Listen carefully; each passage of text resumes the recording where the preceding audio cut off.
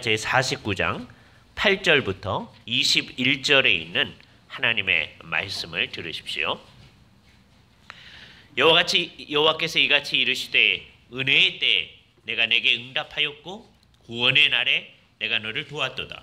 내가 장차 너를 보호하여 너를 백성의 언약으로 삼으며 나라를 일으켜 그들에게 그 황무하였던 땅을 기업으로 상속하게 하리라. 내가 잡혀있던 자에게 이르기를 나오라 하며 흑암에 있는 자에게 나타나라 하리라. 그들이 이 길에서 먹겠고 모든 헐벗은 산에도 그들의 풀밭이 있을 것인즉 그들이 줄이거나 목마르지 아니할 것이며 더위와 볕이 그들을 상하지 아니하리니 이는 그들을 긍휼히 여기는 이가 그들을 이끌되 샘물 근원으로 인도할 것임이니라. 내가 나의 모든 산을 길로 삼고 나의 대로를 도드리니 어떤 사람은 먼 곳에서 어떤 사람은 북쪽과 서쪽에서 어떤 사람은 시님 땅에서 오리라. 하늘이여 노래하라. 땅이여 기뻐하라. 산들이여 즐거이 노래하라. 여호와께서 그의 백성을 위로하셨은즉 그의 고난 받은 자를 긍휼히 여기실 것이미로다. 여기까지가 지난주에 읽었습니다. 오직 시온이 이르기를 여호와께서 나를 버리시며 주께서 나를 잊으셨다 하였거니와 여인이 어찌 그 젖먹는 자식을 잊겠으며 자기 태에서 난 아들을 긍휼히 여기지 않겠느냐. 그들은 혹시 잊을지라도 나는 너를 잊지 아니할 것이라. 내가 너를 내 손바닥에 새겼고 너의 성벽이 항상 내 앞에 있나니 내 자녀들은 빨리 걸으며 너를 헐며 너를 황폐하게 하는 자들은 너를 떠나가리라. 내 눈을 들어 사방을 보라. 그들이 다 모여 내게로 오느니라. 나 여호와가 이르노라.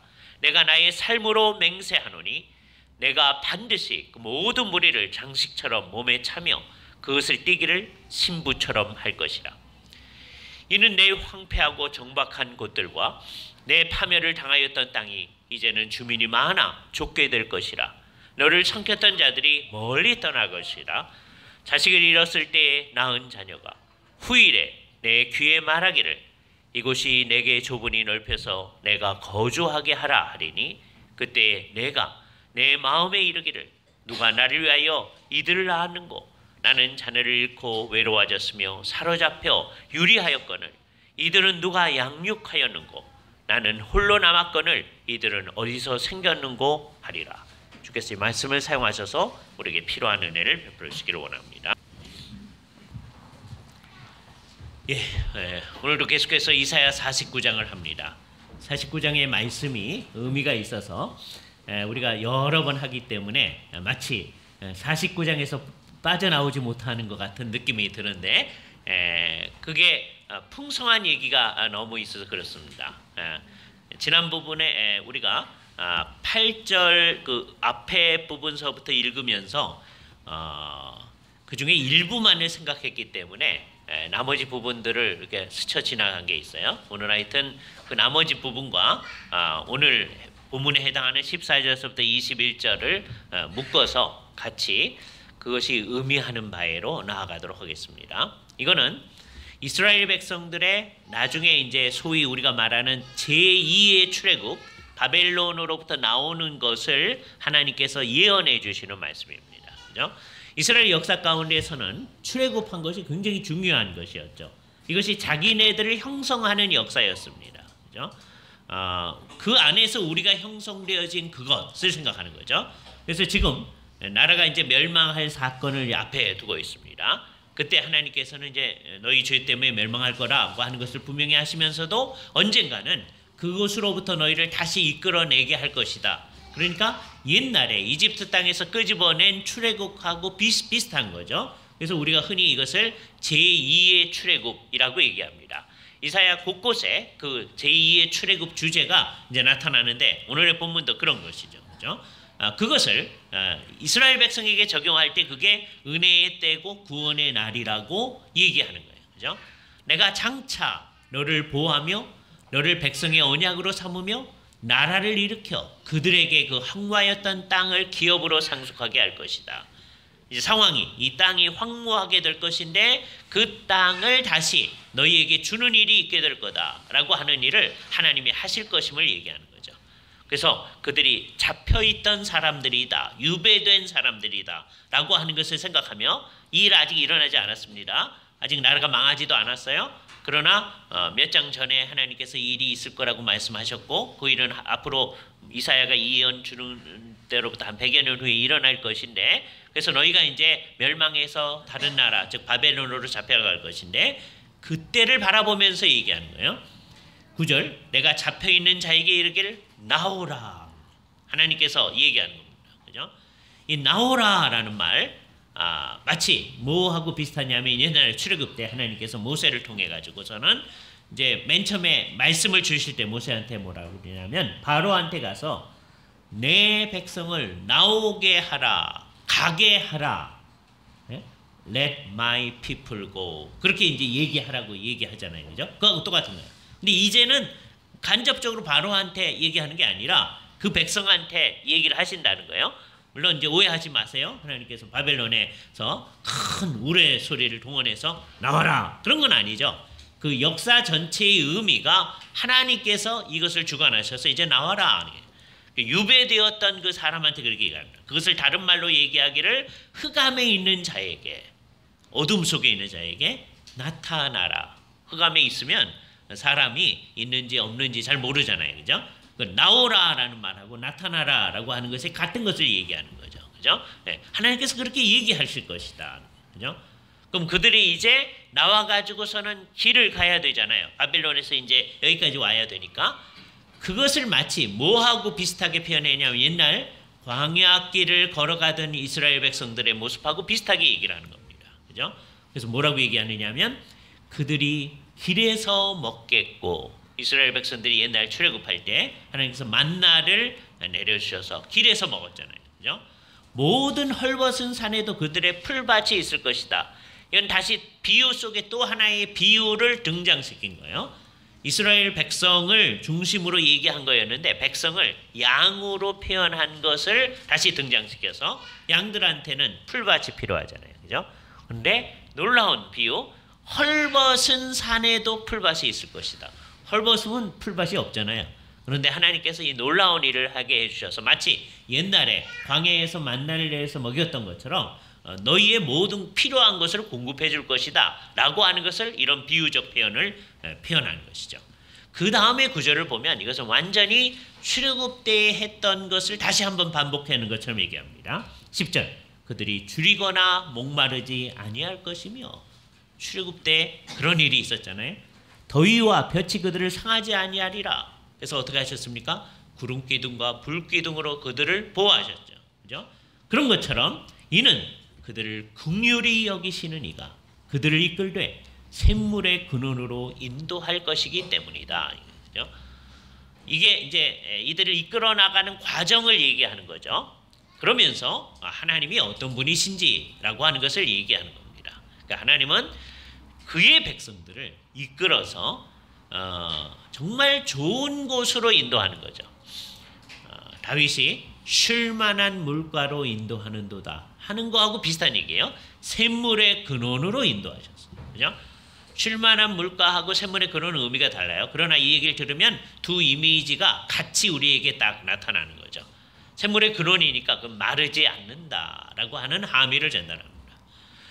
결국 샘물의 근원은 결국은 뭐냐라고 했을 때 결국 여기서는 이제 하나님이 그들을 샘물의 근원으로 인도한다 하는 거지만 전체적으로 보면 하나님 자신이 그 근원이 되시는 거죠. 그러니까 이게 이제 결국 우리에게는 우리가 하나님과 관계를 가지고 있을 때 거기에서 우리의 모든 것에 마르지 아니함이 있다고 하는 것을 우리에게 얘기해 주는 거잖아요. 여기에 옛날 이스라엘 백성의 출애굽을 언급하시면서 앞으로 이 사람들이 경험할 제2의 출애굽은 똑같이 될 건 아닙니다. 그러나 출애굽의 이미지를 가지고 하나님께서 이 일을 친히 한다라고 하는 것을 보여주면서 이 두 가지를 가지고 결국 하나님의 백성들과 하나님의 관계가 어떠한 것인가 하는 것을 얘기해 주는 거예요. 그러니까 이 얘기는 이스라엘 백성들한테 하는 얘기이기도 하지만 이 얘기를 이사야를 통해서 처음 듣는 사람한테는 앞으로 100여 년 뒤에 자기들에게 일어날 일입니다. 그러니까 그 얘기를 딱 듣는 사람은 처음 그 독자는요. 자기의 생전에 이것이 성취되는 걸 못 보아요. 그럴지라도 그렇게 말씀하시고 그 일을 이루실 하나님을 믿는 거죠. 그게 하나님의 백성입니다. 그죠? 나의 생전에 그런 일이 이루어지도 않는데, 그러니까 어떤 사람은 나라가 멸망한 것을 경험할 겁니다. 그죠? 그리고 바벨론에 잡혀가서 아직 바벨론으로부터 나오지 않는 것을 경험하며 죽을 겁니다. 그럴지라도 여기 참 하나님의 백성들은 뭐냐? 나중에 우리한테 해준 이야기가 똑같은데요. 결국 하나님께서 다 인도해 나가는 것을 샘물의 근원으로 인도해 가신다 그랬잖아요. 그건 우리에게도 마찬가지거든요. 우리는 이제 바벨론에 갔다가 나오거나 할 거 아닌데, 모든 어려운 형편 가운데서도 하나님께서 우리하고 제대로 된 관계를 가지고 계시면 우리는 마르지 아니한 샘의 근원을 같이 가지고 있는 것이죠. 그죠? 그럼 마치 뭐와 같으냐? 이 세상에서 흔히 계속되어지는 에너지의 원천 같은 것을 사람들이 추구합니다. 그죠?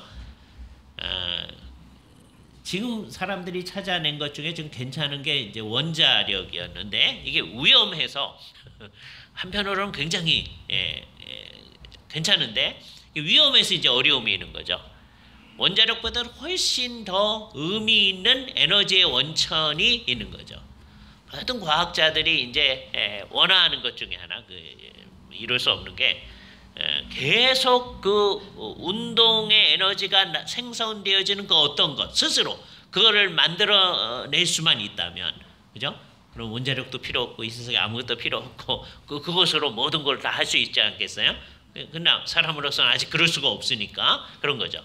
근데 사실 생각을 해보면 여기 얘기하는 샘물의 근원이라고 하는 것, 이거는 비유적 표현이지만 결국 그것이 우리가 생각할 때 그게 하나님 당신님 자신이 되신다라고 하는 걸 생각한다면, 이스라엘 우리가 이제 그 경험을 이제 하고 살아가야 됩니다. 매일매일의 삶 가운데서 맨 마지막에 강조하려고 하는 게 그건데, 그게 우리만 그런 게 아니고 지금 자기의 삶 가운데서 나라가 멸망하는 것을 경험하고 좀 바벨론에 와서 죽임을 당하는 상황 가운데 죽는 사람 있을 거예요, 분명히.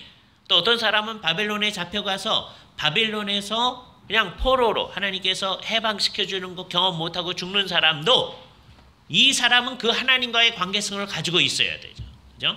그러니까 전쟁에서 죽는다고 해도, 바벨론에 유배되어 있다고 해도 샘물의 근원이 되시는 하나님과의 관계는 그냥 가지고 있어야 되는 거죠. 그러니까 이게 아주 중요한 겁니다. 그죠? 그러니까 이 얘기는 정말 앞으로 이들을 바빌론부터 끄집어내고 그 과정 가운데서 주께서 함께하고 하는 걸 얘기해 주는 거지만, 그때에 제일 중요한 게 뭐냐면 하나님과 그 백성의 관계잖아요.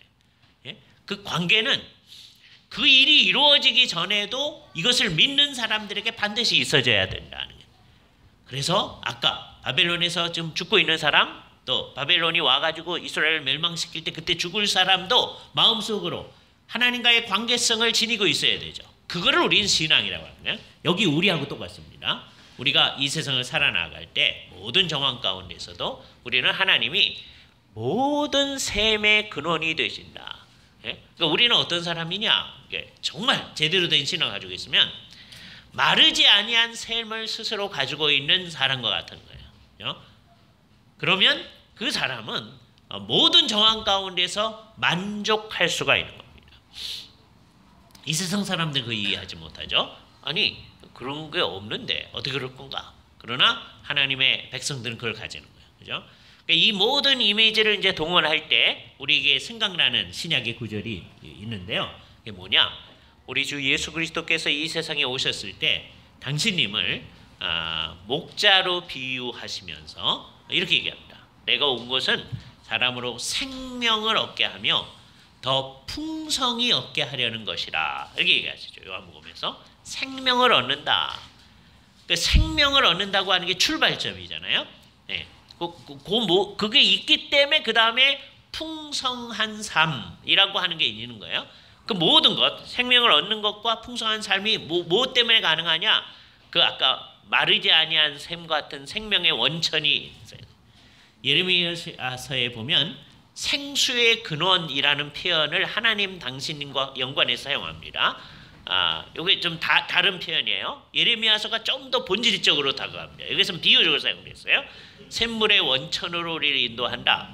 하나님은 인도하시는 분이고 이건 따로 있는 것처럼 여기서는 표현되어 있죠. 나 사실 이게 비유니까 예레미야서에서 얘기하는 생수의 근원이라고 얘기한 게 좀 더 낫습니다. 그러니까 이스라엘 백성들에 대해서 그 죄악을 지적하면서 너희 죄악이 두 가지 있는데 그게 똑같은 거예요. 하나는 생수의 근원이 되는 나를 버린 것이다. 그래놓고서는 생수의 근원이 없잖아요. 그러니까 다른 우물을 자꾸 파는 거예요. 이 세상 사람들의 죄악을 요약하면 딱 그겁니다. 생수의 근원이 하나님 당신님이신데 그거를 생각하지 않아요. 그거를 하나님께서 예레미야에서 뭐라고 하냐면 생수의 근원이 되는 나를 버린 것이다. 하나님과의 관계를 가지고 있지 않은 거다. 그죠? 그럼 이제 사람이 허전하잖아요. 그러니까 어떻게 해요? 다른 것을 하나님으로 생각하면서 다른 걸 자꾸 파는 거죠. 그죠? 여긴가 또 파고 여긴가 또 파고 그래봤자 이제 헛되고 이래봤자 헛되고 헛되고 헛되고 이 세상 모든 게 헛된 거죠. 그러니까 하나님이 없이는 이 세상에 사는 사람들의 삶이라는 것이 다 헛되다라고 하는 것이 성경이 우리한테 얘기해 줍니다. 전도서가 우리에게 얘기해 주는 메시지. 헛되고 헛되고 헛되고 헛되니 모든 것이 헛되도다. 이 오중적인 헛됨이라고 하는 것, 그거는 예수를 믿는 사람한테도 헛되다. 그래가지고서는 성경을 이해하지 못하는 거거든요. 이거는 하나님이 없는 삶, 생수의 근원이 되는 하나님을 버린 삶이 그런 것이다. 그러나 진정 구원함을 받은 백성들은 어떻게 된 거예요? 생수의 근원 되시는 하나님과의 관계성을 늘 가지고 있는 거죠. 근데 그거는 앞으로 역사 가운데서 하나님께서 이들을 바벨론 포로기로부터 돌이키실 때에만 경험하는 게 아니고 그걸 실질적으로 경험합니다. 이 사람들이. 그러나 나라가 멸망한 때에도 그 생수의 근원이 되시는 하나님과의 관계성을 가지고 있는 거예요. 그래서 죽으면서도 하나님께 감사해요. 이상하잖아요. 요게 참 하나님과의 관계성입니다. 이 세상에 모든 게 안 되는 것 같아도 우리는 하나님과의 관계성 가운데서 우리는 근원적인 감사를 가지고 있다. 우리 안에는 마르지 아니한 샘이 있다. 그게 풍성한 삶이에요. 이것을 또 다른 표현으로 예수님께서는 너희 안에 샘물이 넘쳐 흐르게 할 것이다. 그죠? 샘솟는 샘처럼 넘쳐 흐르게 할 것이다. 그런 비유를 예수님께서 말씀하셨어요. 요 두 가지 비유가 전부 다 연결되어지는 건데 예수님께서 내가 생명을 주게 하고 풍성한 삶을 얻으리라 그렇게 얘기하는데 그 풍성한 삶이 어떻게 오는 거냐? 예수님의 사역 때문에 오는 것이긴 하지만 그것을 비유로 표현한 거예요. 요한복음의 표현은 옛날 이스라엘 백성들이 광야에서 경험한 것에 근거해서 하시는 얘기입니다. 이스라엘 백성들이 광야에 물이 없을 때 하나님께 결국 불평하기도 하고 해서 하나님께서 모세를 동원해서 광야에서 바위를 쳐서 바위로부터 물이 나와서 이제 물을 경험하도록 했잖아요. 그런데 그거는 일시적으로 그런 일이 있었던 것이죠. 이제 이스라엘 백성들이 여기를 지나갔다라고 하는 곳이 이제 광야 여행길에 가면 있습니다. 그죠? 사람들이 흔히 거기라고 그래요. 거기를 모세가 쳐가지고 거기서 물이 나왔다 하는 것이 있어요. 거기가 거긴지 알 길이 없습니다. 그죠? 예. 근데 중요한 것은 뭐냐? 그런 경험을 했던 것처럼 이제 참 하나님의 백성들은 이제 어떻게 그 안에서 생수의 근원이 솟아나서 영원히 있게 하리라 라는 얘기를 하는 것이죠. 이스라엘 백성들이 지금 옛날에 초막절을 기념하는 날, 초막절을 기념할 때 맨 마지막 행사가 뭐냐면 물을 길어와서 성전의 어떤 곳에 부어서 물이 풍성하게 나타남. 옛날에 모세를 통하여서 물을 흐르게 했던 것을 재현하는 의식이 있어요. 그런 것처럼 예수님께서 얘기하시기를 이제는 너희 안에서 생수가 솟아나게 되리라. 우리 안에 계실 성령님에 대해서 얘기하면서 하셨던 얘기죠. 그런 일이 있게 되어진다는 거예요. 우리는 예수 그리스도와의 관련 가운데서 성령님과의 관련 가운데서 이제 생수의 근원을 우리 안에 가지고 있는 것이죠. 그러니까 결국은 성부, 성자, 성령 삼위일체 하나님과 같이 하는 삶을 사는 거예요. 이게 본질적인 핵심입니다. 그 하나님과의 관계성을 처음 갖게 되는 것, 그것을 아까 예수님이 생명을 준다는 것이고 그 관계성을 가지고 매일매일 살아가야 되죠. 정말 그것을 잊지 아니하고 항상 주님과의 관계성을 가지고 살아가는 것을 예수님이 말씀하신 풍성한 삶이라고 표현할 수 있습니다. 근데 이제 여기 비밀이 있는데 하나님의 백성들이 저희가 이 생수의 근원하고 이렇게 접촉점을 가지고 있다는 걸 생각하지 않으면 어떻게 되느냐? 예수 그리스도를 믿으며 살면서도 하나님의 이 구속을 경험했으면서도 별로 풍성하지 못한 삶을 살 수가 있습니다. 그리고 상당히 많은 예수 믿는 사람의 경험에 의하면 우리의 경험이 이게 잘못됐다고 하는 건데요. 별로 풍성한 삶을 살지가 못해요.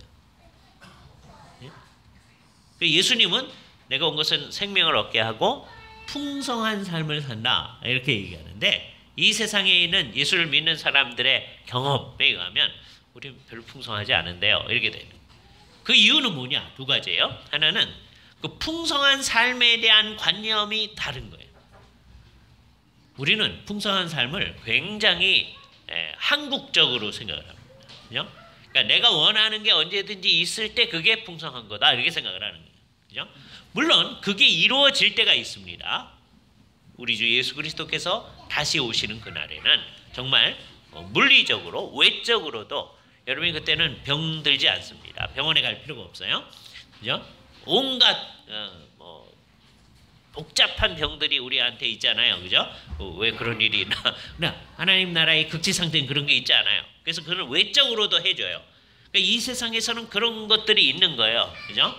그런데 이 세상에서는 주님께서 얘기할 때 풍성한 삶이라고 하는 게 그런 게 없는 삶이라고 생각하지 않도록 해야 되는데 사람들은 자꾸 거기에 집착을 하는 거예요. 풍성한 삶이 어떤 거냐? 병도 없고 병들었다가도 빨리 낫고 그다음에 사업도 날마다 잘 되기만 하고 예상했던 것보다 훨씬 더 많은 소득이 있고 뭐 이런 것만 생각하는 거죠. 이번 주간에 이제 시험을 보는 학생들이 있는데 시험을 보면 자기가 공부했던 것보다 훨씬 한 2배의 효과는 있고 그런 거를 풍성한 삶이라고 자꾸 생각하는 거예요.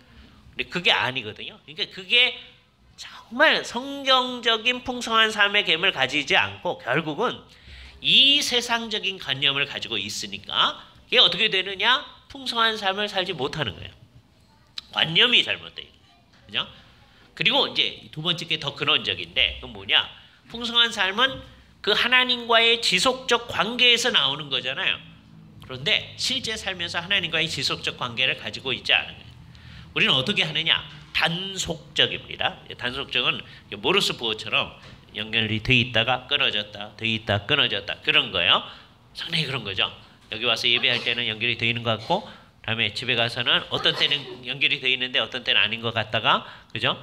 그래서 이제 어떤 때는 또 예배도 안 오고 뭐 등등등 그렇게 돼서 단속적으로 있는 거예요. 물론 그게 우리의 삶의 경험입니다. 그러나 사실 제대로 된 건 뭐냐? 우리와 하나님과의 관계는 한 번도 끊어지지 않는다. 우리는 모로스 부호와 같은 삶을 살면 안 됩니다. 예? 이게 현실이에요. 많은 사람들이 그러고 살아요. 어떤 때는 은혜가 충만해요. 주님과 같이 있어요. 어떤 때는 아닌 것 같아요. 근데 그런 아닌 것 같은 게 대개는 왜 오느냐? 아까 잘못된 풍성한 삶에 대한 관념 때문에. 예를 들어서 병이 난다든지 그러면 아닌 것 같단 말이에요. 그러니까 이 세상의 관념이 우리를 막 지배하는 거죠. 그죠? 우리는 그 모든 것에도 불구하고 하나님이 함께 하심을 생각하는 거죠. 이건 비유로 들어가도 마찬가지입니다. 출애굽 과정에서도요. 그것을 나중에 표현할 때는 하나님께서 독수리 날개로 너희를 업어서 인도하였음이라 그렇게 얘기해요. 비유적으로 표현할 때 이스라엘 백성들이 그럼 광야길을 하나도 안 걸어갔나요? 예? 걸어가잖아요. 걸어갈 때 목 안 말랐나요? 목 마르잖아요. 그래서 불평도 하잖아요. 그러나 하나님께서 그걸 해결해 주시죠. 그러니까 구체적인 일들이 있는 거예요. 그 복잡한 인생의 일들이라고 하는 게 있는 거예요. 그 속에도 죄악도 있고 한 거예요. 그때 생각해야 될 게 이것도 주님과 함께 하는 삶이구나 라고 하는 것을 경험해요. 그게 하나님과의 지속적 관계를 갖는 거예요. 그래서 나중에 그걸 생각할 때 우리가 광야의 길로 갈지라도 주께서 우리를 보호하시는 거구나. 그래서 정확히 그걸 파악한 사람은 시편 기자처럼 다윗처럼 뭐라고 그러냐면 내가 사망의 음침한 골짜기로 다닐지라도 해를 두려워하지 않을 겁니다. 사망의 음침한 골짜기인데요. 그러니까 이런 게 아니라는 거예요. 이제 주님과 관계성을 가지고 되면 사망의 음침한 골짜기는 근처에도 안 가며 이게 아니라는 거죠. 그런 것이 우리에게 있을 수도 있다. 하나님과의 관계성 그 자체가 우리에게는 중요하다. 그것이 생수의 근원인 것이다. 우리는 절대로 이제 이걸 딱 이제 두 단어인데 이거 붙여서 사용해요. 하나님 관계 이렇게 얘기합니다. 하나님 관계, 하나님과의 관계. 더 정확하게 말하는 하나님과의 정상적 관계죠. 사실 이 세상에 있는 모든 사람은 다 하나님 관계를 가지고 있어요. 그런데 우리가 말하는 하나님 관계, 하나님과의 정상적인 관계. 이게 늘 우리에게 있어줘야 돼요. 그게 생수의 근원과 제대로 관계하는 거예요. 상당히 많은 사람들은 하나님하고 잘못된 관계를 가지고 있는 거예요. 나는 하나님 몰라요. 하나님과 관계 없어요. 그런 게 뭐냐면 하나님과 잘못된 관계를 가지고 있는 거예요. 그 미스 릴레이션십이라고. 하나님 관계. 그러니까 우리한테 제일 중요한 게 God relationship. 하나님과의 관계. 이렇게 이제 써요. 하나님 관계. 이렇게 쓰는데 그게 하나님과의 정상적 관계라는 거죠. 우리는 늘 하나님과 함께하는 관계성을 지니고 있다. 삶의 모든 여정에서 그렇습니다. 그렇죠? 심지어 우리가 죽을 때에도, 죽음이 우리가 올 때에도 우리는 하나님 안에서 죽는 거죠. 하나님과의 관계성 가운데 죽는 거죠. 그래서 죽을 때에도 우리는 살아있다고 생각하는 거예요. 그리고 실제로 그런 거예요. 죽어요.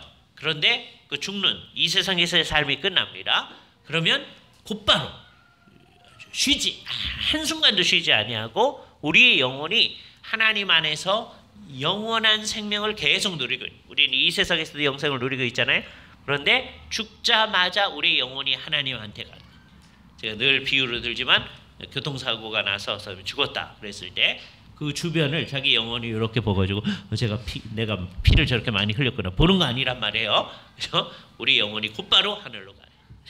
그래서 우리는 그 순간 기쁨과 즐거움 가운데 있게 되어지는 거예요. 그게 우리에게 중요한 거예요. 그게 구원의 끝은 아니죠. 우리 주 예수 그리스도께서 다시 오는 날 하늘로부터 그 영혼하고 우리의 땅 속에 묻혀있던 몸이 다시 결합합니다. 그래서 우리가 몸이 다시 사는 것을 경험하게 돼요. 이렇게 사는 사람은 이 정상적일 때는 정상적 하나님 관계를 가지고 있으면 이 세상에서 살 때에도 정말 생수의 근원이신 하나님과의 관계성을 가지고 있는 거예요. 오늘 본문이 얘기한 것처럼 날마다 우리에게 대하여 하나님과의 제대로 된 관계가 있는 거예요. 샘물의 근원으로 주께서 늘 인도하시는 삶을 사는 거죠. 그 삶을 우리는 풍성한 삶이라고 느끼며 살 수 있는 거예요. 이 세상 사람들이 볼 때는 별로 풍성하지 않거든요. 관념이 다르기 때문에. 이 세상 사람의 관념을 우리도 가지는 거예요. 그러니까 하나님 풍성하지 않은데요. 이게 뭔가요? 이런 생각들이 나타나는 거예요. 참 하나님의 백성의 생각하고 상당히 다르잖아요. 그죠? 참 하나님의 백성은 이렇게 처하거나 저렇게 처하거나 다 하나님 안에 있는 삶이라고 하는 것을 생각하는 거예요. 그것을 보여주는 또 다른 예가 또 어떤 거냐. 이렇게 하다가 이제 오늘의 본문에는 가지도 못하겠는데 하여튼 그럴 것 같아요. 요셉이 하나님 앞에서 형통한 자가 되어졌다라고 표현할 때 언제 형통한 자라고 표현했느냐? 그 상황이 요셉이 옥에 갇혔을 때 하나님의 말씀대로 하려고 보디발 아내의 유혹에 넘어가지 않은 거예요. 그랬더니 옥에 갇혔어요. 하나님의 뜻대로 했더니 옥에 갇혔어요. 예? 우리가 생각할 땐 그게 풍성한 삶이 아니잖아요. 그죠? 근데 성경은 뭐라 그래요? 형통한 자가 되었더라. 그죠? 형통하다는 개념 자체가 이제 바뀌는 거예요. 우리는 성경에 있는 용어를 가져다가 예를 들어서 찬송가에 이렇게 씁니다. 만사 형통하겠네. 그렇게 찬송하잖아요.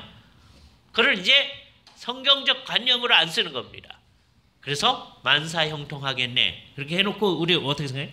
자, 이제 우리가 주님과 제대로 관계를 가졌으니까 병도 이제 잊지 말아야 되고 병에 걸렸다가도 금방 나아야 되고 사업도 너무너무 잘 돼야 되고 그것만 생각한단 말이에요. 자녀들도 너무너무 잘 돼야 되고 그것만 생각한다는 거예요. 근데 갑자기 다시 세속적 관념으로 우리의 생각을 바꾸는 거예요. 그죠? 그게 아니죠. 그죠? 우리가 어떤 정황에 있든지 하나님과의 관계성을 가지고 있을 때 그것은 샘물의 근원으로 인도함을 받은 것이다 라고 하는 것임을 이 세상에서 드러내는 삶을 사는 것이죠. 그렇죠? 그래서 우리의 삶은 그게 어떤 삶이든지 전부 다 하나님을 증언하는 삶이며 하나님과 우리의 관계를 증언하는 삶이 되어집니다. 정말로 그렇습니다. 그러니까 예를 들어서 우리가 아까 그 세속적으로 잘 되는 것을 경험한 사람, 혹시 그런 사람이 있다면 그 사람도 그 상황 가운데서 하나님과 자기 자신과의 관계성을 드러내는 일이 되는 거예요. 정말 놀라워요. 그런데 세상적으로 잘 안 되는 경험을 가진 사람도 그럼 이 세상 사람들이 이제 정말 안 됐을 때 욥과 같은 상황을 봤을 때 그러면 그 세속적 관점을 잘 표현하는 게 욥의 아내입니다. 욥의 아내가 뭐라고 하냐면 하나님을 저주하며 죽으라. 네? 그런 상황에서는 이스라엘 백성들은 그걸 차마 그렇게 말할 수 없었던 거예요. 그래서 저주하고 라는 말을 하나님을 축복하고 죽으라 이렇게 바꿨어요. 이스라엘 사람들이 워낙은 저주하고 해요. 그렇죠? 그 이스라엘 사람들이 하나님을 저주하고 그렇게 말할 수 없어요. 그러나 욥기는 생생한 인간들의 모습을 보여주는 거예요. 그렇죠? 세속적 관점의 극치를 얘기해 주는 거죠. 이게 재미있는 거예요. 욥의 아내가 이를테면 구약 교회의 백성입니다. 그렇잖아요? 욥이 얼마나 구약 교회의 백성답게 제사도 열심히 하고 자녀들을 위해서 제사하고 막 그랬었어요. 구약 백성다운 거죠. 끝까지 순전함을 보이고 있잖아요. 그때 그것을 같이 경험했던 욥의 아내가 어떻게 하냐면 당신 같은 상황에 빠지면 이거는 이제 가서 죽어야 된다. 이 세상 사람들이 여러분의 삶을 볼 때 그 정도 됐으면 가서 죽는 게 낫겠다. 그러는데 여러분들은 죽지 아니하고 하나님과의 관계성 때문에 즐거워하며 살아나간다. 그게 하나님 관계를 이 세상에 보여주는 거예요. 제가 원하는 거는 여러분이 그렇게 보여주지 않을 수 있으면 라고 바라요. 예? 여러분들이 다 그런 상황에서 그렇게 되기를 바랍니다. 그러나 우리는 우리의 삶을 어떻게 얘기할 수 있는 게 아닙니다. 모든 정황 가운데서 우리는 생수의 근원이 우리 가운데 있음. 하나님께서 우리를 샘물의 근원으로 인도하시는 삶을 살고 있다. 거기에 세속적 관념을 자꾸 동원해서 그러니까 우리는 조금 있으면 괜찮아질 거야. 그 생각에만 간다면 계속 세속적이라는 거죠. 그렇게 하면은 이해가 안 되는 사람은 누굽니까? 아까 조금 있다가 지금 예언이 있은 다음에 한 100여 년 중에 나라가 바빌론에서 멸망할 거거든요. 그때 수없이 많은 사람이 죽을 겁니다. 그 사람들은 하나님과의 관계를 안 가진 사람이 되는 거잖아요. 우리 뭐라고 그래야 돼? 죽으면서도 잘 안 되는 거예요. 잘 안 되면서도 하나님과의 관계를 가지고 있는 거예요. 그게 신앙인 거예요. 물론 하나님께서 우리가 그렇게 되는 거를 원치는 않으세요. 그러나 이 세상의 역사의 과정 가운데 그런 일이 있을 수도 있는 거죠. 그래서 6.25라고 하는 거 하나님께서 적극적으로 너희 이렇게 고난을 한번 겪어봐라 이렇게 한 거 아니잖아요. 그죠? 그러나 이 세상에서 그런 일이 일어났을 때 우리는 그 과정 가운데서 하나님 이게 뭡니까? 그러지 아니하고 이 일을 통해서 우리에게 주시는 교훈이 뭡니까? 이렇게 물어야 마땅한 거 아니겠어요? 그죠? 하나님의 백성들은 그 가운데서도 하나님을 의뢰하는 삶의 태도를 가지고 나간다. 그러니까 어떤 상황에서도 우리는 하나님과의 관계성 가운데 있다. 그래서 이거는 사실은 오늘 밤에 조용히 하나님과 자기 자신과 누우셔서 정말 잘 생각해야 됩니다. 나는 하나님과의 관계성을 가지고 있는가. 그죠? 그거를 성경에서는 믿음의 비밀이라고 표현하려고 하는 경향이 있습니다. 왜요? 그거는 아무도 모르기 때문에. 그죠? 아무도 몰라요. 그러나 모든 사람이 부모님이 예수를 믿는다고 해서 잘 믿는다고 해서 내가 자동적으로 그 하나님과의 관계성을 가지고 있는 게 아니에요. 모든 사람이 내가 하나님과의 관계성을 가지고 있어야 돼요. 그거 없으면 정말 온갖 의미에서의 죽음이 나한테. 그죠? 그 사람은 그렇다고 생각하지 않는 거죠. 그러나 나에게는 정말 이 하나님과의 관계성이 없이는 정말 죽음이다라는 인식을 가지고 주님 앞에 딱 있어야 되는 거죠. 이스라엘 백성들을 하나님께서 장차 그렇게 인도해 가실 것이다라는 말씀으로부터 우리는 우리의 하나님 관계를 다시 한번 생각을 해봐야 됩니다. 그리고 매일매일을 그 하나님과의 바른 관계성, 그걸 우리는 그냥 바른 관계란 말도 안 쓰고 하나님 관계라고 합니다. 왜요? 그러지 않은 사람들은 하나님하고 잘못된 관계를 가지고 있는 거예요. 예수를 믿으면서도 제대로 주의 백성답게 살지 못하는 거, 관계가 있어요. 하나님의 백성이에요. 그럼에도 불구하고 그게 바르지 않은 관계죠. 정상이 아니란 말이에요. 그래서 우리는 항상 정상적인 하나님의 관계가 우리 안에 있도록 하는 일에 힘써야 됩니다. 이거는 한 사람 한 사람이 힘을 써야 됩니다. 그죠?